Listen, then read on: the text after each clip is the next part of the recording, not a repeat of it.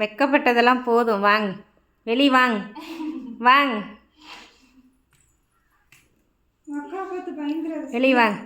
ஆமாம், எந்த பெட்ரோல் பங்கில் வேலை பார்க்குறீங்க? பாரதா, இண்டியனா? ஆர்விஎஸ் பெட்ரோல் பங்க்லையா? ஓஹோ, அந்த பெட்ரோல் பங்கில் வேலை பார்க்குறீங்களோ? பார்த்து சம்பளம் எவ்வளோப்பா?